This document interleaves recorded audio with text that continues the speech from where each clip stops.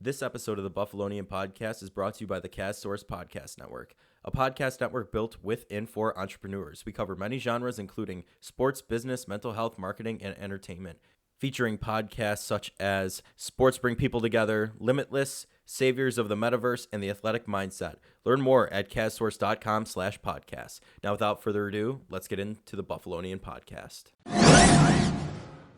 The Buffalo Bills absolutely embarrassed the Tennessee Titans on Monday Night Football, and it's almost that time of year again for the Buffalo Sabres. We'll be talking rundown, would you rather, hot takes, trivia, and more. This is the Buffalonian Podcast. All right, let's go.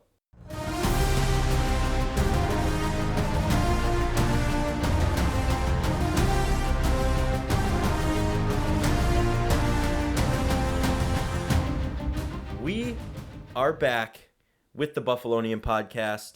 I'm Joe Cali, and today I'm joined by Mike Marino and not Dom Loss. No, the other one's gone today. Yeah, they're playing switcheroo. They're sorry. Also, we were at the game last night. My voice is a little hoarse today, but Good reason for it to be a little hoarse, though. oh, Not gonna lie. exactly. Yeah, there's no other way about it. But yeah, Mike and Dom have officially switched places, and Mike is in today, and then for the betting on the Bills week 3 predictions, Dom will be here, but Mike will not. So it's musical chairs here. But Yeah, no, Joe's the only consistent force here, I guess. I guess so. No, you know what? That's not a bad thing. I'm consistency is key, So Yeah, 100%. yeah. But without further ado, let's get into that amazing game that we were at last night. Holy cow! I could not.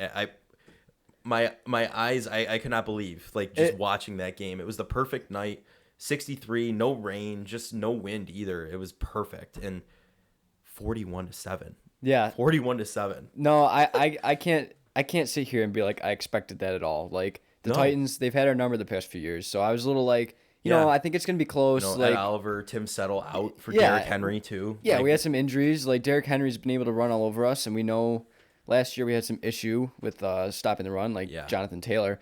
But no, I mean we held him in check. Like that was one of Derrick Henry's worst games ever. It's worse. His worst game in 50 career starts. Yeah, like I was.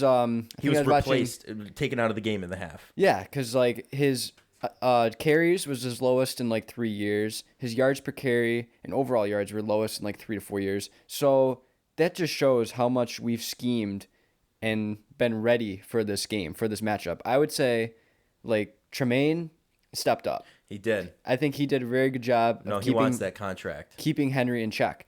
And overall, like another game where we go down in the opening drive and score a touchdown, just right off the bat. Like that gets your momentum going.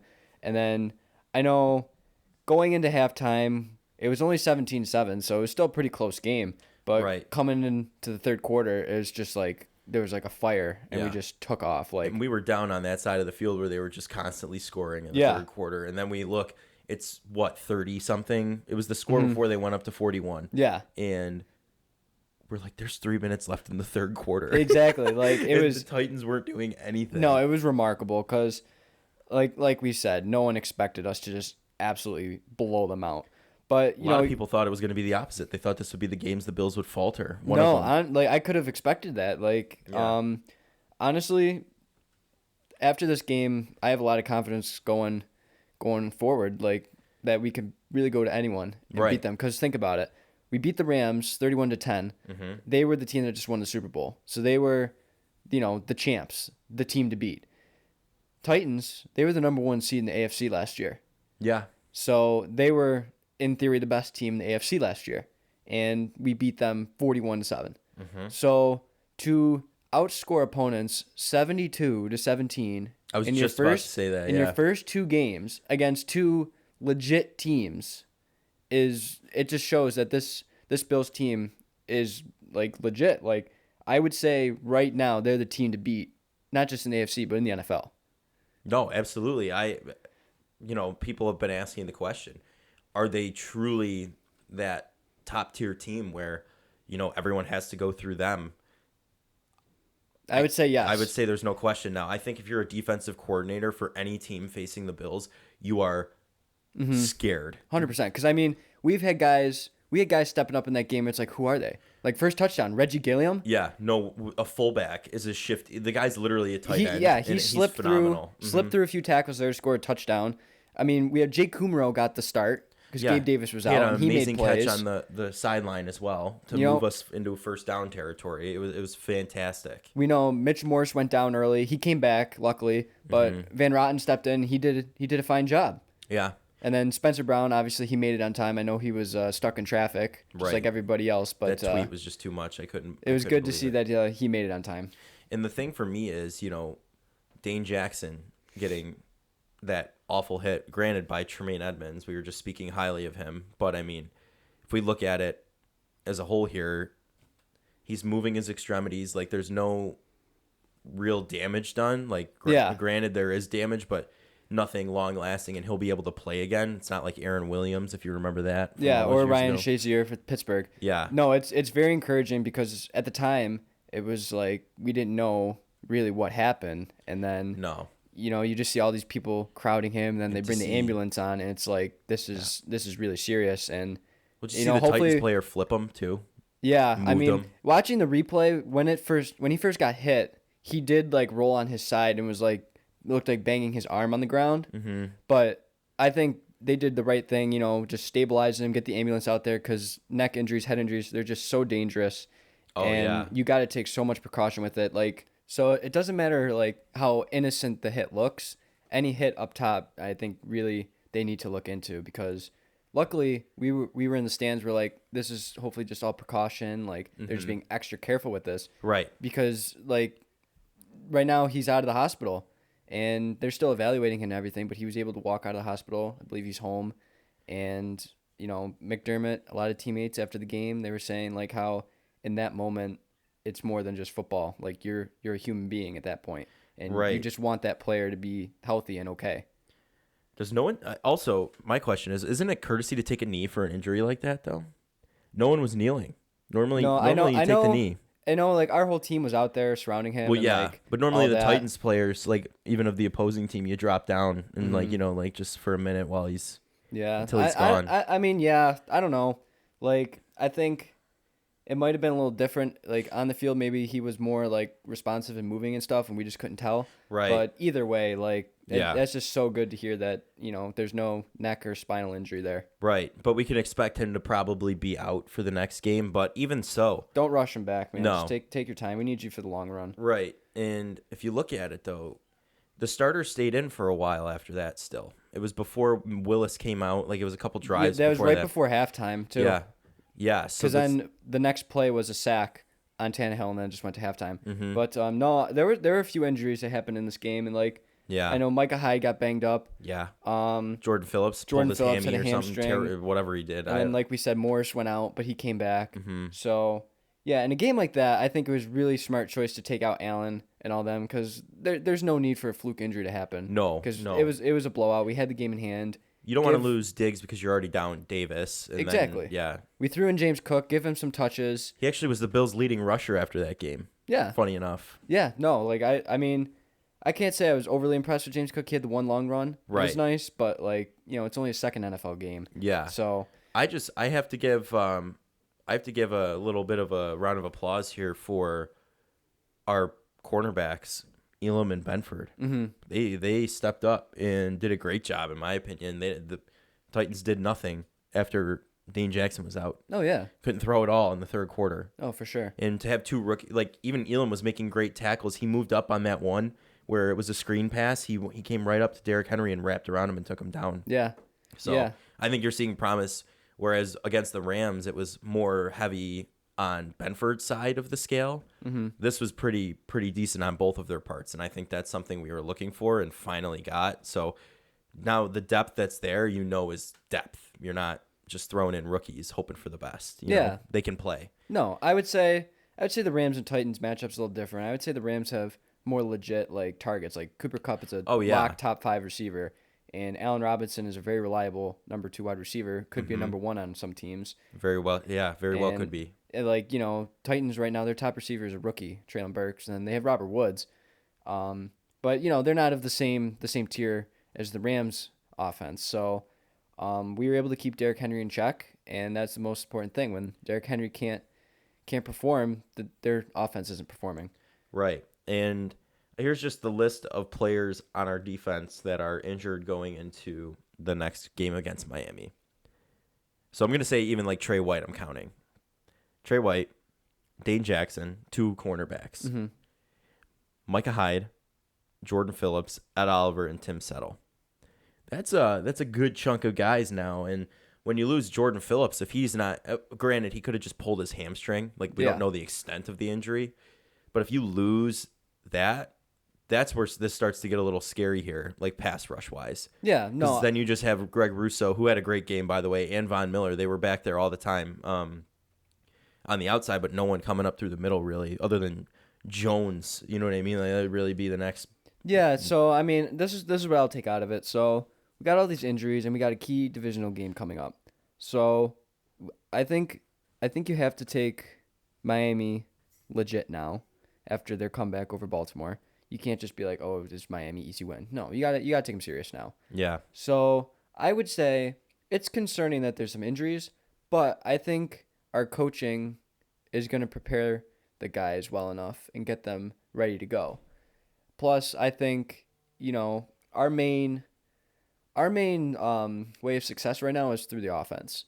Oh, yeah. Josh Allen, Diggs, all that stuff. That's like our main driving force right now. Yeah. Obviously, defense is very important, but I trust Leslie Frazier. I trust McDermott that they're going to get the backups going. Because anytime a backup has stepped in, I think they've performed very well. No, we definitely have the best depth in the NFL defense-wise. Like, people are stepping up. Even the rookies are stepping up, like I said, and just kind of stepping in. Like, and it's kind of like, oh, they're doing a good job. Yeah. So, no, I know last year we really didn't deal with many injuries. We were a pretty healthy team last year, and that's really lucky to have a team stay healthy throughout the entire season, especially adding a game last year. Mm-hmm. So now we're kind of getting tested early.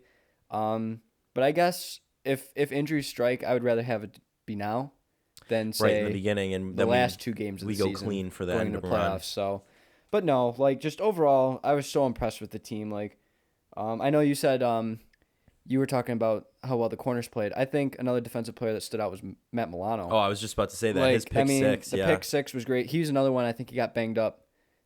I think he had a stinger. He had a stinger. That was probably mainly just precaution, but probably a reason to just take him out. That pick six was huge. He had some nice tackles, nice plays.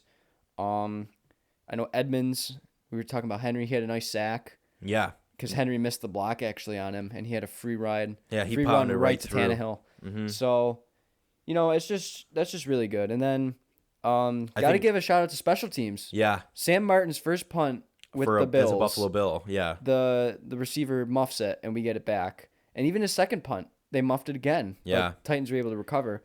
And then on they a freak recovery. That was like, it was going everywhere. It was just unlucky. Yeah. And then, the third time, they just threw Robert Woods back there because they're like, we just need someone to catch it. Mm-hmm. Like, just hold on to it. But yeah, seeing Robert Woods on the field was a little bit of a trip down memory lane. I know we were talking about him and, Marquise Goodwin at the time. They would always be back. It was just, a little funny to see. But no, there's no doubt in my mind that the Bills have what it takes to go all the way. Like, for sure. I think this is the standing point now. Like you said, 72-17 over 2 weeks. And it's the first 2 weeks where the first week one's always a fluke week most of the time, right? Like, it's like, oh my God, the Bengals lost to the Steelers, right, with Mitch Trubisky. They lost again. Like, we took out Rush. with Cooper Rush. Like, it's unbelievable. And you look at our schedule so far, defending Super Bowl champions and the defending number 1 seed for the AFC conference. Yeah. 72-17. Yeah. How can you argue with that? Granted, the Titans haven't been looking as good. Even in the first game, they lost to the Giants. I mean, to me, that loss was on coaching. Because Yeah. at the end, they should have been feeding Henry to get the ball closer instead of taking Niels, like, almost at midfield. Yeah. So, like, that was just a coaching thing there. I don't know. No. I just love seeing. We were on the away sideline pretty much, 5 rows up. And Mike Brable getting mad was probably the best thing I've ever seen, just in his sweater vest on the sideline. So it was just really cool. And that first play, Mike and I were recording Reggie Gillum Gilliam, sorry, going in for the touchdown. We didn't even know because we thought he got stuffed. Remember? I thought Yeah. Singletary had the ball. Yeah. No, it looked like it. That And was then honestly a good fake. Reggie Gilliam slips out and goes down the sideline and scores. Like, Yeah, slipped out of 2 tackles too, pretty much. So it was kind of crazy. But no, like it was just so weird because in the fourth quarter, like we're just sitting there and it's like something would happen. Like Malik Willis, he fumbled, and we're just like, oh, he fumbled. Like, oh, like that's awesome. But like, it was just kind of like cool because we were Yeah. up so much and like the whole vibe in the stadium was just like so happy. Just oh my because we were gosh, yeah, dominating. all the It was, like, random a people great around night. us, we were all like high-fiving and everything. Like it was Yeah. just no one was not smiling unless you were a Tennessee Titans fan. And we respected it on the way out. Did I want to shout, imagine being a Titans fan right now in the tunnel? Maybe, but granted, they've beaten us the past 2 years, won in spectacular fashion. So you gotta let it rest a little bit. So. I just want to bring up one thing. So remember last year when we were playing in Tennessee, it was a 4th and 1 or 4th and goal. Yeah. 4th and 1. No, it was And 4th and 1. Josh Allen was going to run and he slipped. Yeah. I think the Bills learned from that. They did because it was like the same spot. This year, in the second quarter before halftime, we ran a pass instead, and then Diggs was wide open for a touchdown. So I think they learned that Give it to Allen and let him trust throw. Allen in that sense because they're going to expect us to just run it with Allen on a 4th and short, 3rd and short. They did. We did that one time. And he got stuffed. We turned it over on the first drive or second drive, I want to say. Yeah. And we were like, they went for it down there, and they turned it over because Allen tried to run outside, and he was stuffed immediately. So, no, they definitely probably tried it one time, and then finally they were just like, all right, we're going to put it in Allen's hands and let him go for it. Because I know what you're talking about because it was in the same spot as that. It was literally, It was literally a yard spot. off. It was not even. So it was like that same situation down on the clock, and you're like, we got to get a touchdown before going into halftime because you were only up 10-7. Mm-hmm. But yeah, like we'll just go into here. The pregame stuff for that game. You had Bruce Smith was there. Pregame. Oh yeah. We had Jim Kelly and Marv Levy hyping up the crowd. Yeah. And I think once Marv Levy got the mic, we all knew what he was going to say, and I think everybody in the stadium said it with him. And the fact that he's 90 something, He's in his mid-90s. mid-90s, and he's sharp still mentally. Yeah. Like it sounds the same as he did. And the last time I've really listened to him talk and say anything is on that ESPN 30 for 30 about the Bills, That the Four was a Falls few of years Buffalo. ago. That was Yeah, a while ago. that was probably 2012, I think, or something. He's still he's very sharp, and he got that. Honestly, I had chills when he started saying it, I'm going to be honest with you. That was probably the best opening game thing I've ever been to. So No, that got the crowd going right off the bat. Got the players going, and if the Bills are on, there's no one who can stop them. I think if the AFC has to come through Orchard Park, nobody's coming in our building and beating us. No. Nobody. And nobody's in any building, I think, is going to be like, okay, we have the pieces to beat them. Like, just straight up just beat them right out the gate. Yeah, it's going to be our fault if we lose. That's just simply put. Like, if we aren't clicking, that's why. Like, there's no reason we shouldn't win. Yeah, this is the main thing that I've noticed. Like, last few years in the playoffs, we end up matching up with the Chiefs, and we lose. But it's always at Arrowhead. Anytime we've been playing the Chiefs, it's always at Arrowhead. Right, If and that we home can- team advantage is actually, as much as people don't want to believe it, there is a real advantage there. Arrowhead is a very difficult stadium to play in. It's very loud. It's a huge advantage for the Chiefs. So if we can get Kansas City here in the playoffs, I have no doubt in my mind that we'll beat them. No, there's no question. That's our game all day, every day. Because honestly, we have gone into Arrowhead and won. Yeah, we did. Like Last season in the these regular two season. teams are matched up, and now I think our secondary. Granted, they did do some receiving moves, right? Like receiver wise, and Mahomes is still thrown for 7 touchdowns. Yeah. Like They there's still have legit there's guys. no like- questioning that Mahomes is going to still be Mahomes. As much as Yeah. I hate to say that, but I think our team is honestly built up more, and they hit their peak a couple years ago, in my opinion, with Tyreek Hill, like everyone being there, and the Bills are just, like surface tension in a pool, like when you're coming up, like the swimmer pictures and stuff. Yeah. The Bills are breaking that surface tension right now. They haven't peaked yet. The Chiefs are going back down, I think. Yeah, no, Losing Tyreek Hill and all of that stuff. I think that's bigger than they think, especially against a secondary like ours, like a good team. It's going to be different. Yeah, I'd currently say that the Bills and Chiefs are the top two in the AFC. Like, those are the two teams that are going to be battling throughout the entire year for that number one seed. I don't know. Like, I know we're going to kind of transition into next week's matchup. A lot of people are hyping up the Dolphins right now because of that huge comeback. Like, that was very impressive that they came back from being down so much in the fourth quarter to win. I'll give them all the credit in the world for that. Mm-hmm. I'll give credit to Tua for leading it. Right. But, I can't sit here and be like, I'm scared. Like, I mean, I know it's in Miami. That's going to be a tough game. Always playing down there because in the heat and everything, it's going to get us. But right, it's very humid too. Yeah, it's not like it's a dry heat. Like no, LA was 100 degrees, but it probably didn't feel like it was 100 degrees. Yeah, no. So like, I don't know. I think the main thing is I'm not going to get too far into this, but I think the main thing is if we can get pressure on Tua, he's not going to have the arm strength to make those throws off his back foot. No, because we saw in that Ravens game, Tyreek Hill had to slow down. Tua turn the ball over is going to show his face again. He's not going to be, quote unquote, 18-1 MVP favorite now. Tua turn the ball over. Like he's going to be back to form because honestly, the Ravens secondary was leaving Tyreek Hill absolutely open. Can you tell me who the top three quarterbacks in passing yards are right now? The top three. Tua's number one. I know that, right? Yes, that's true. Joe Flacco's on there at number 3. Yep. Who's the second one? I don't know who number 2. I don't know who's in between those two. Carson Wentz. Really? Yeah. He actually had a couple decent games, even though they lost the second one, though. Yeah, Tua, Wentz, and Flacco. That's an interesting. Joe Flacco making the chart after. It's like no one would expect that to have happened, but like no. NFL is crazy this year so far. Well, that's what someone tweeted out. They're like, is it just me being drunk at this Bills game, or is the NFL just drunk in general? No, I was like, I think it is. It's been a crazy year so far, and I think we got a long season to go. There's gonna be a lot that still happens, and just overall, I think it's really looking good for Buffalo. No, and it's honestly last season I thought was the season. Mm-hmm. This is the season. Yeah. The way they're playing right now, Allen's literally sitting on the sidelines after he just committed a first-degree murder of the Tennessee Titans. Like, you know what I mean? Yeah. Like just it's the year. It's the year. And I granted things can still happen, and I'm going to knock on wood saying it's the year cuz I hope it, but I'm not 100% going to bank on it, cuz things can happen. Injuries can happen. Things like that. So no. Yeah. I don't think the Bills are taking any crap from any other team, and they're the ones to beat, and that's been solidified. And I think everyone in the NFL media knows that now. Mm-hmm.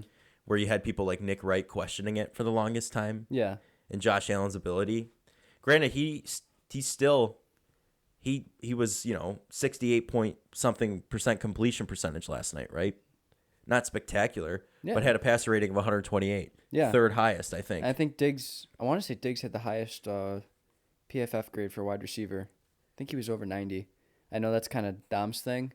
He knows all those, Dom's a he big knows all those PFF grades, guy. Yeah. But I'm pretty sure he was the top graded wide receiver. But I don't know, just overall, it was really good to see. Really encouraging and really just kind of like a relief. Yeah. That it's like, yes, we are actually, all this hype surrounding us is real. Well, in the last Bills game you went to, I mean, you just got to tell everyone. Yeah, so no, I got a little story. Like, last time I went to a Bills game was in 2017. It was against the Chicago Bears, and Nathan Peterman was starting at quarterback. Who now plays for the Chicago Bears, but on the practice squad. Yeah, and, Mitch Trubisky, rookie Mitch Trubisky, absolutely dotted up the Bills. I'm pretty certain I left after the third quarter because we were getting blown out. Very unfortunate. Then we went last night.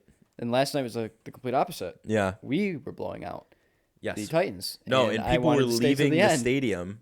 People were leaving because it was so bad. And normally, like you even said last night to me, people normally leave when their team is getting blown out, but people are leaving when their team is blowing someone out because it's a late game and people have work. Yeah, Monday night. Yeah, people got things to do. But it's just like it was so cool to see, and everyone was just the camaraderie was at an all-time high. But no, I just want to do another thing. Shout out to Alex Tuck going to the game, starting the hey chat. Oh, and yeah. No one recognized him. Nope. No I one would have. If I recognized saw him. him, I would have known. He's holding up his phone, all these people around him. No one recognizes Alex Tuck. Oh my gosh. He's a pretty recognizable dude. Next Tall stature. This you know year, what I mean? Like, he'll be recognizable this year. yeah, once he's a little more known and the Sabres are a little, He'll have more than 50 games under his belt, yeah. Yeah. No, if I saw him, I would have known who that was right away. But, I think that, you got anything else, or is that going to... I think that's pretty good. I think we covered quite a bit there. Yeah, no, we did. But we'll cover Bills, Dolphins, and the rest of the NFL on our next episode this week of Betting on the Bills Week 3. And we'll be right back with some Sabres talk right after this. This edition of the Buffalonian Podcast is brought to you by the Cast Source Podcast Network, a podcast network built with and for entrepreneurs, featuring shows such as Sports Bring People Together. Listen to entrepreneurial conversations with those in sports, could be players, agents, and so on. And who knows where the conversation will take you, but sports got us together in the first place. Find this show wherever you listen to podcasts, or simply visit sportseplus.com. And now, let's get back to the show. Welcome back to the Buffalonian Podcast. We're moving forward with some Sabres talk. There's a little bit more to talk about right now. We're getting closer to the season. We are. It's actually inching very close. Yeah, training camp's going to be coming up at the end of this month. Then we're going to get some preseason hockey, and then regular season. It's come up rather quick. I know NHL offseason is a little different than NFL offseason. I feel like NFL, there's a lot more downtime. Yeah, well, even just from doing this over the course of the NFL off season, it's there's a lot more downtime. We didn't have Bills news for a solid 3-4 months. Anything spectacular. But Sabres, it feels like we've turned the corner very fast. We're moving right back into the season. So I mean, it's exciting for sure. More stuff to talk about. That's all that means. So No, I think right now the main thing is probably that we just completed the prospects challenge. Again, Dom attended some of the games. Mm-hmm. We did not. But we did not. I do know, what happened. I know we went 3-0 in our games, and I think overall, that doesn't surprise me. No, our prospects were ranked number 1 for a reason, and I would say they've definitely shown why. They've proved it, but. Yeah, it is a little tough that, the guy who was at some of these games to give some eyewitness accounts is not here. Also talking about FanFest, and when we move on to that, he was there and we were not. So it'll be interesting. But when he's here next week, we'll delve into it a little more. Yeah, he'll have some stuff he'll want to say. So, But no, overall, I think the Prospects Challenge went really well. I know they expanded the amount of teams that were there this year. Right, and they didn't play who we thought they were initially going to play. They didn't play guys like... I believe we played New Jersey, Montreal, and Ottawa. No. I mean, on the Sabres, the roster. They didn't actually play I'm completely blanking. I people who we consider are technically considered prospects, but really aren't. Yeah. Like an Owen Power. Owen Power, yes. Yeah, no, Owen Power wasn't participating. I don't know why I just completely spaced out on that, but no, you're good. No, man. yeah, they really only played probably the draftees and the rookies. So yeah, the top names are probably like Matt Savoy, Yuri Kulich, Jack Quinn. But yeah, no, it was very, very good to see all these prospects get on the ice and get to see what they're all about in a Sabres sweater.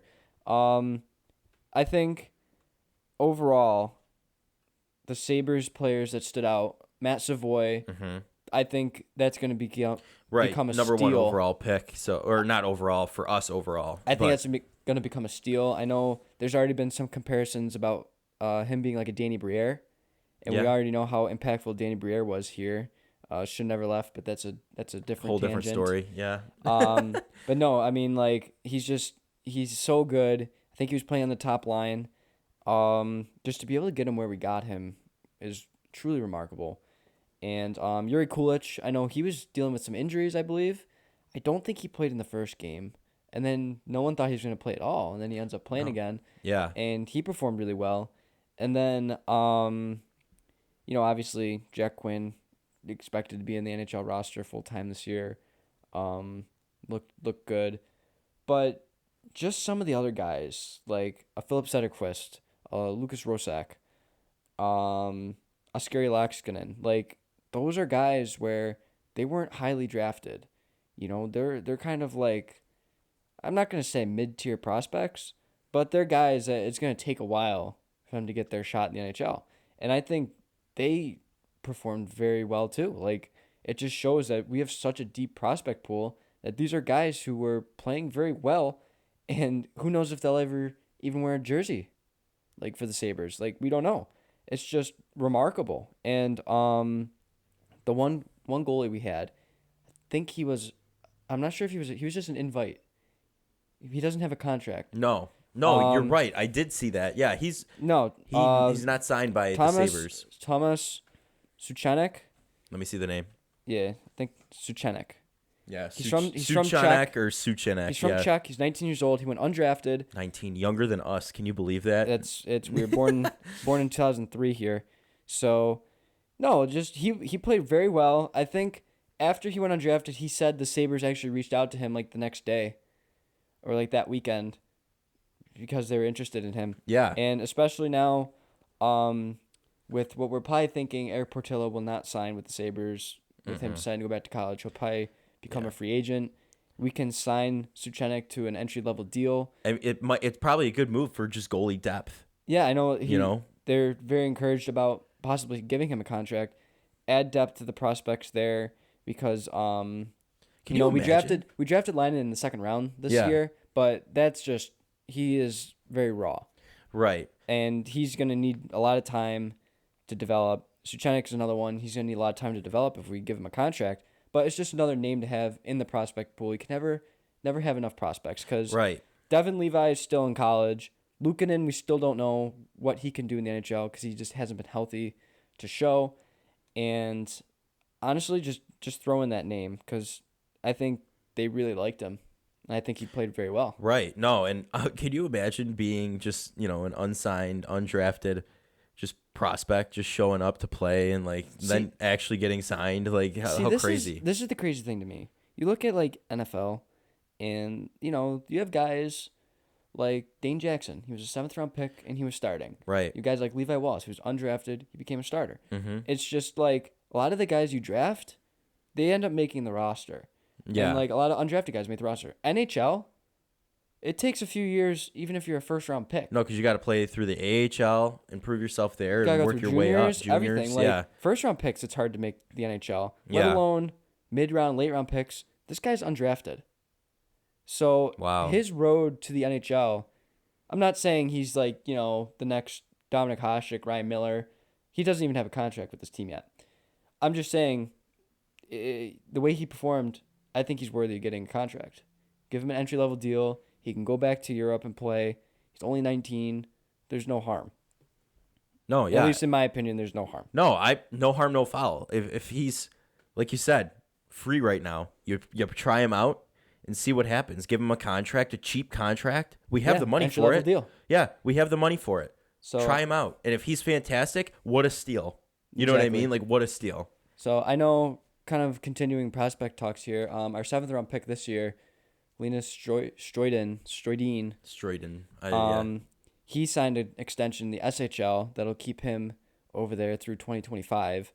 Not very concerning there, because again, he's a 7th round pick. Right. Obviously someone who's going to have to develop. But I've seen a lot of clips like on social media and stuff. Our prospects, they're playing in Europe right now. Yeah. And I'm hearing a lot of our prospects are playing very well and making impacts. Oh, good. And it's like, that's just so encouraging, because again, these are guys who aren't necessarily highly touted. I mean, Noah Ostlund is one of them, who was a 1st round pick. Right. He's playing. Yeah. But like, Stroidin, I've heard, blanking on his name, Mahalan. He was like a mid-round pick a few years ago. Finnish. He's playing right now. I've heard his name a few times. Yeah. Some of the Russians we got. It's just so good, because it just seems like for so long we've been bad, but we haven't had like the prospects. No, we haven't had that talent coming up, the young guys, like to really fill any positions, and now we do, and it's just exciting. Yeah, like I saw a post where it was like coaches on the hot seat and the odds they're going to get fired. And Don Granato was like a 12-1 odds to get fired. No shot he's getting fired. I'm thinking, like, why would Don Granato get fired? He has done such a good job. He's the only coach in the past decade who's done a decent job. He has gotten this team to show great improvement. He's gotten them to work so well together. He's the reason why, in my opinion, Tage Thompson broke out. Oh, yeah. He's the reason why Jeff Skinner had a good season. Resurged. Kyle Poso had a resurgence. Darlene had a bounce back. Like, he's just a player's coach. He's very good at developing players. He's worked his entire career as an assistant coach, as a development coach with Team USA. Mm-hmm. Like, he knows how to develop players. He's the McDermott for the Sabres. If Granato or Adams were to be fired after the season, that would be probably the biggest mistake. No, anything. absolutely. I don't think it's even on the table. I think whoever's making this post is just because the Sabres are expected to miss the playoffs. It's just slander. It's Sabres slander. That's all it is. And granted, you're the Sabres are projected to miss the playoffs. They've missed the playoffs for the past decade. Who cares? Yeah. Who cares? We're heading in if the you right see direction. improvement and they're trending up, who cares if they miss the playoffs? It's like, the Bills. We made the playoffs that first year, right, with Tyrod Taylor under McDermott.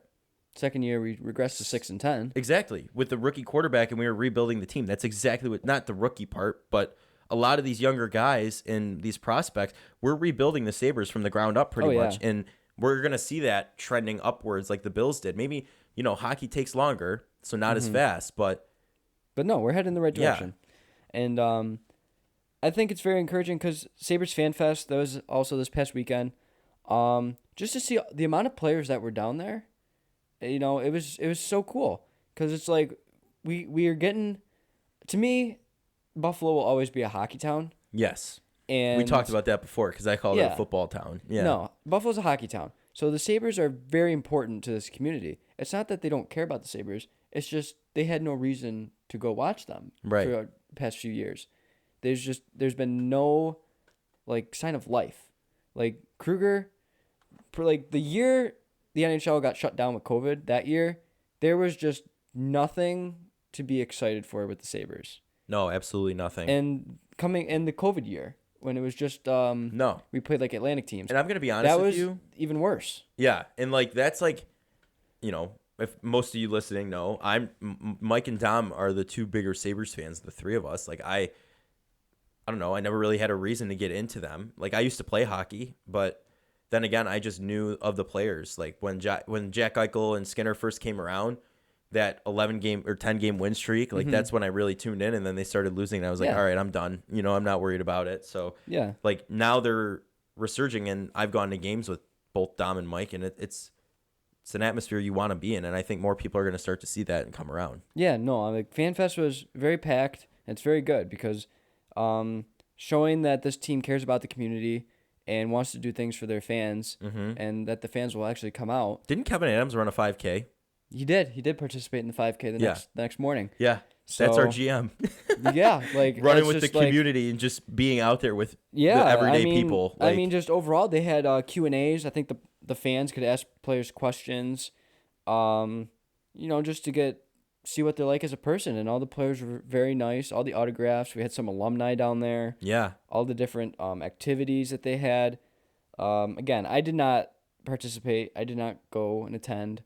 Dom did. Unfortunately, I did not either. But I saw enough to where I was like, this so fun.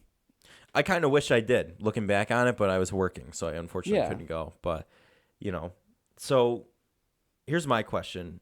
We're going to look forward to Panthers at the Sabres. What do you... We'll compare these two teams here. Yeah. What we've been doing. Last season, we were at Sam Reinhart's return game. Mm-hmm.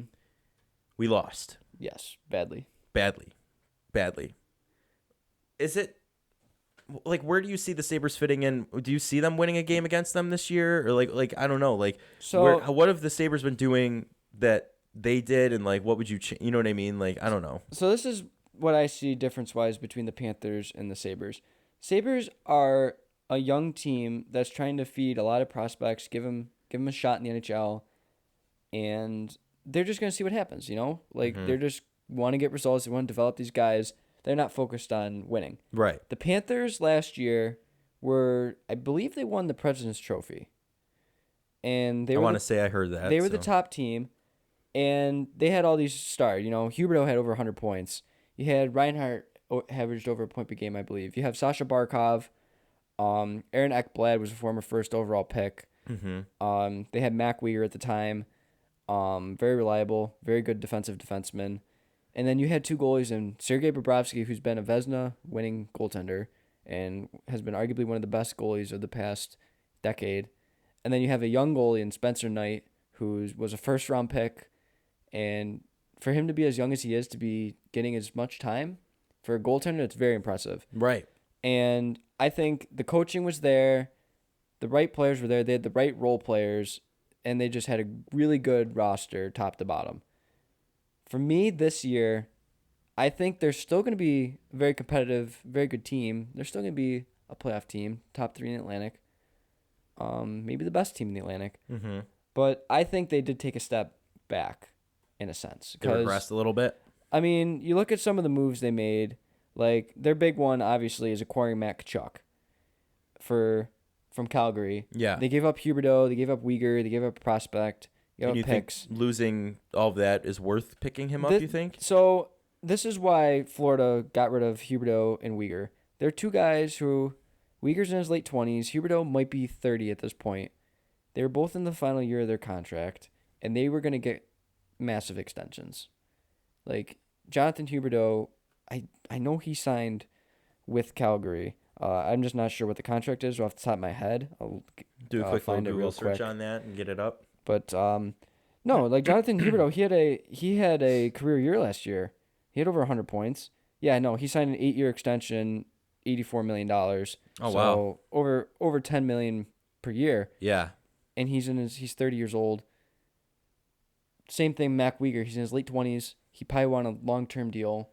Florida just Right, to finish out his career, like retire after. Yeah. Florida probably just didn't think that was financially the right move, because why would you pay a 38-year-old $10 million? Matt Tkachuk, he also had an amazing season last year, over 100 points. He is only 24, and they gave him an 8-year deal. Mm-hmm. And they just felt like investing in Matt Tkachuk, pairing him with Sasha Barkov. You still have Sam Reinhart. You have Duclair. You have Sam Bennett. Right. They have a solid top 6. Feeding him in there, the type of player he is, he's a gritty player, energy player, but he can also score. He's a great player. Like, I think we talked about it, if the Sabres would consider trading for him at the time. I vaguely recall that a couple episodes when ago. he was on the block. Yeah, in season 1. Yeah. But like overall, I think that's the most notable move, but to me that's not the most important move. I would say the most important move was the coaching. Because remember last year, they started the year with Joel Quenneville. Yeah. Before he resigned. Mm-hmm. And then they went with the assistant, Andrew Brunette. And Brunette, he had a great year. They didn't miss a beat, you know. Mm-hmm. They didn't hire him to be the full-time head coach. They No. wanted to bring in someone else. They brought in Paul Maurice. And Paul Maurice, he was in Winnipeg for a while. And they had some decent runs. They had some good teams. But Winnipeg right now is a mess, and I think he just wanted to get out of there. Don't blame him. But, right, yeah. You know, to me, it's a little discouraging because it doesn't sound like in the locker room he could get the players, because we heard all these reports from Winnipeg, like Blake Wheeler, Mark Scheifele. They're not very good leaders, and those were Blake Wheeler was the captain. Scheifele was assistant captain. Like good leader, like Wheeler all just, in themselves, or like that they kind just of a couldn't. thing? They weren't like about the team. Mm-hmm. So they couldn't rally the guys around them to do anything. No, they were just kind of very self-centered and selfish. We have pretty much our whole team that could do that. And Paul Maurice, I believe, kind of just let that happen. He didn't get involved. He didn't step in. Well, you could argue that was like Jack Eichel. Yeah. And Kruger. Like Jack Eichel was all about himself and him scoring and all of that stuff. He wasn't really a big team guy, you know what I mean? So it's like the cancer to the locker room that he's been called, you know? So it's kind of a similar thing. I'm not saying that the Florida Panthers have anyone that's toxic. No. Or on that same level. But if they were to go in a rough stretch, can I trust Paul Maurice to rally this team and get them back on track? Because it doesn't matter what team you are. If you start going on a losing streak, there's going to be tensions. There's going to be emotions. Like, you're going to want to get back to winning. And well, like that's what criticism. they're saying with comparing it to football with the Giants and Dable. Yeah. He looks like he's rallied the guys around him right now because they've won 2. They're 2-0. Yeah. The Giants are the Giants, and they're going to lose a stretch of games because they're a young team. Like, how is the camaraderie going to be then? That's what you're going to have to figure out, you know? Yeah. That's when you see who's who, you know? Exactly. Like, I know they also lost some depth guys. Like, I think the main one was, I wanted the Sabres to really sign him, Mason Marchment. He was a key player for that team. What position? He was a winger, I believe. I remember we talked about how that would be an ideal signing for the Sabres because he's an energy player, gritty player, and he put up a decent amount of points last year. Yeah. He signed with Dallas, and I feel like that's a hard player to replace because what he can bring, being energetic, being able to hit, fight if he has to, be that gritty type of player, and also score. Like, it's hard to replace players like that because either you have guys who can score but they don't back check and they don't hit or anything, or you have players that all they could do is block shots, hit, be gritty, but they don't put up any points. So having a dual threat like that is huge. I think their bottom six might have taken a hit. I think maybe their defense took a little bit of a hit. But overall, they're still a very, very good roster and probably still a threat in the Atlantic. Right. And if, the matchup between, when we play them, what do you think? You think it's still going their way, or do you think they'll sneak a win out? I would still give the Panthers advantage just because I think their superstars outweigh ours. I'd say Matt Tkachuk. If Matt Tkachuk was on the Sabres, I think he'd be the best player. If Sasha Barkov were on the Sabres, he'd be the best player. Sam Reinhart broke out with Florida. And, his last year with the Sabres, he was our best player. Yeah. So, I don't know. It'll be interesting. I think maybe we could take a game or two. We'll play them 4 times. Yeah. But I think overall the Panthers are still one of the top teams in the league. Their window is now to try and make a Stanley Cup. But, no, we're just 2 teams, 2 different approaches. Because, the Panthers for a while there were bad. And they had a lot of young guys, Right. Ekblad is still in his mid-20s. Sasha Barkov's not too old. Tkachuk's still young. Like, they're still a young team. It's just they're in win-now mode because all those guys have massive contracts. Right, and we're 2 different areas of the life cycle of a rebuilding team. So. Yeah, oh, for sure. But and then, we'll go into now our third pairing. Pairings. Did you have your second pairing you want to mention? Because Dom and I did ours last week. Mine would be Power and Lyubushkin. That was mine as well That's last week. The exact reason why they brought in Ilya Lyubushkin to be a right shot defenseman to pair with Owen Power, who's more defensive minded.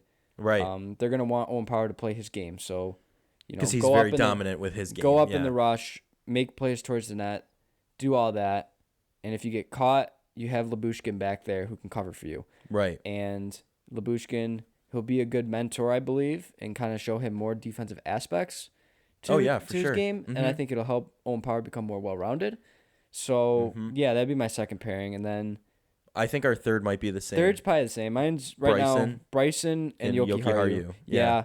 Just because I think both of them, I know we kind of dogged on Yoki Haru a little bit. Yeah. And Bryson last year for not being, making mistakes and not being the best out there at all times. But it's your third pairing.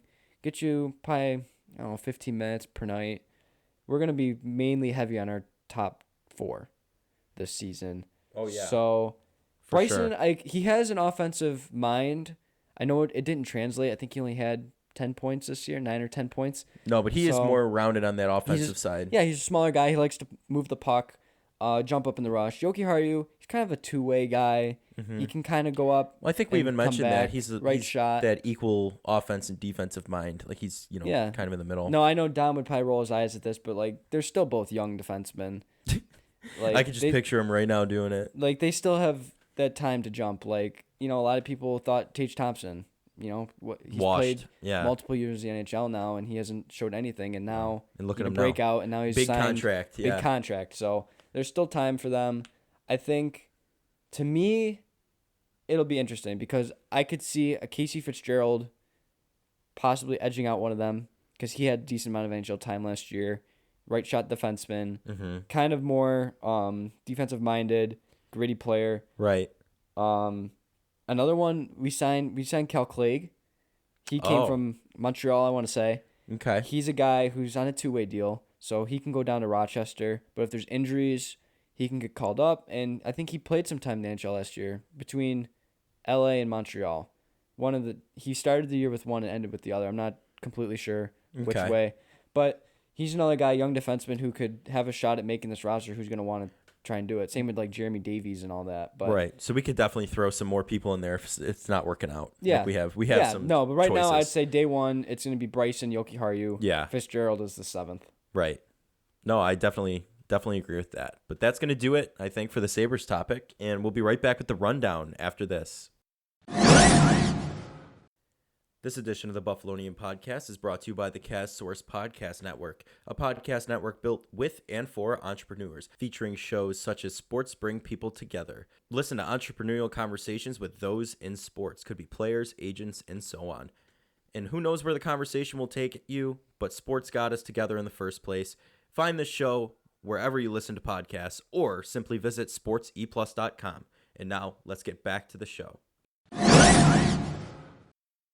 We are back with the Buffalonian Podcast, and I will be taking you for the rundown this week. So we're going to start off with some Blue Jays talk. The Jays are currently in a decent spot right now, winning a 3-game series versus Baltimore, 2-1. They began a quick 2-game series versus Philadelphia tonight before having a huge series versus the Rays and Yankees. The Jays currently sit 5.5 games back of the AL East leading Yankees. Shout out to Jose Barrios for keeping his unbeaten streak versus Baltimore alive this past series. And standout performances can go to Matt Chapman for his 2-home run effort in Game 1 of the series. Hopefully the Jays can take advantage of this divisional matchups coming and take over the AL East. Now, let's move on to some Bisons talk. The Bisons are coming off of a series split with Syracuse 3-3. They won the first 3 games of the series before dropping the last 3. They return home tonight to begin their 6-game series versus Rochester. Bisons are currently sitting with a 72-67 record, which places them in 5th place in their league, and are 6 games back from league-leading Durham. Make sure you attend a game this week, as it is the final homestand of the season. The team will be celebrating fan appreciation all week, so go out and celebrate our local baseball team. Good luck to the Bisons, and we'll be right back with Would You Rather after this. This edition of the Buffalonian Podcast is brought to you by the Cast Source Podcast Network, a podcast network built with and for entrepreneurs, featuring shows such as Sports Bring People Together. Listen to entrepreneurial conversations with those in sports, could be players, agents, and so on. And who knows where the conversation will take you, but sports got us together in the first place. Find this show wherever you listen to podcasts, or simply visit sportseplus.com. And now, let's get back to the show. We are back with the Buffalonian Podcast, moving forward with our final segments of the day. We'll start with Would You Rather, and Joe, I think this one, I don't know about this one, it'll be kind of interesting. So, if you were an NFL quarterback, would you rather have the record for most passing yards, touchdowns, completion percentage, all that stuff in your career? Or would you rather have a record for the amount of championships you've won? See, for me, if it's not about the journey, it's about the destination. Well, actually, it's the opposite. But in this aspect, right? I look at it as those championships are benchmarks of your career year to year. I mean, if you look at a guy like Tom Brady, has he led the league in passing every year? No. You know what I mean? I mean, he's close. He does it a lot. He did last year. He should have been the MVP last year, in my opinion. But those years he went to the Super Bowl doesn't necessarily mean he did. You know what I mean? Yeah. And it's like, who's going to remember you? Like, you're going to come up as a graphic on Monday Night Football one time. Those weird graphics they do of, oh, someone just passed you. Or do you want 7 Super Bowl rings on your finger? Yeah, I would definitely say the championships, because that's like, you're in the team's history forever then, and you're not a forgotten graphic, in my opinion. Yeah, okay. No, I would agree. I'd rather have a record for championships because it just shows that you are truly the best winner. You did the best job at what you needed to do. You got the job done. Right, and that's a team stat, in my opinion. Exactly. And it's also, would you rather be a selfish, self-centered player, or is it more like a team aspect? And I would definitely cater towards the team part. Yeah. So I'm not going to be like, oh, I don't care if we lose, I'm still going to throw for 5,000 yards. You know what I mean? Like, exactly. That's an asinine thing to do. So I'm definitely with the championships on this. Yeah. All right. Good. Glad we could agree. Let us know what you guys think. Maybe we'll get Dom's opinion on it at the start of next week's show in the NFL talk. So maybe I'll ask him when we film the betting on the Bills. I might just have to throw that in there. Yeah. But no, we'll go right into trivia here. I'm back with trivia. This is my baby. Yes, Mike has done it all but one episode last week. Last week, yeah. No, we're back to it. Felt a little weird without him doing it. I'm gonna be honest with you, but now we're he's back. We're back to the old ways. So see, I told you he was gone, but he wasn't gone. yeah, no. So we'll start. Obviously, Bills question. It's been so long since 1994. The Bills last won on Monday Night Football at home. Right. What team did they play when they won that game? 1994. Yes.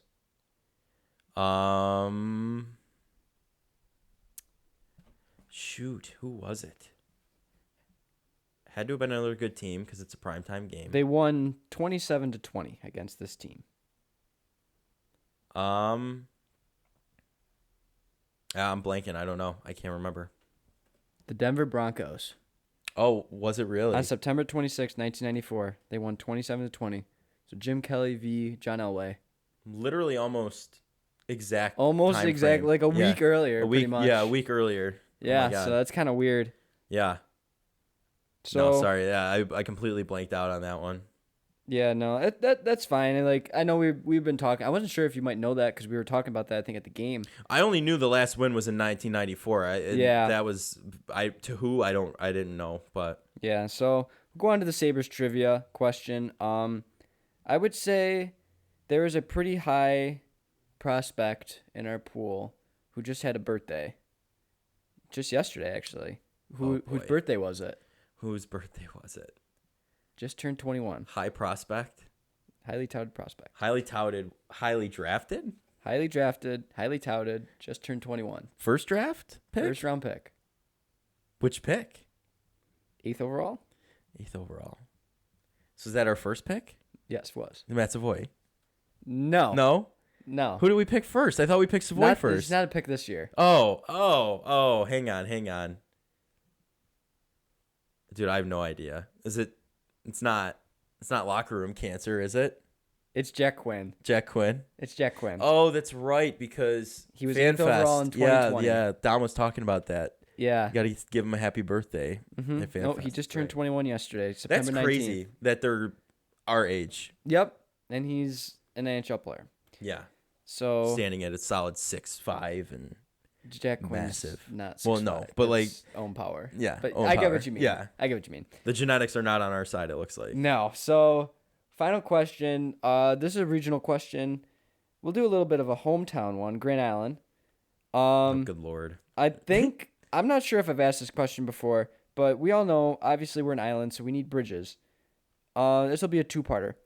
What year did the first bridge open, and what year did the second bridge to Well, I pair know- with it open? The South bridges. Yes, the one with the arches is the second one.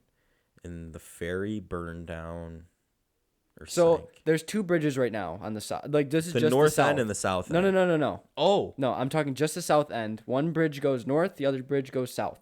Mm-hmm. Okay? What year did the first bridge go up?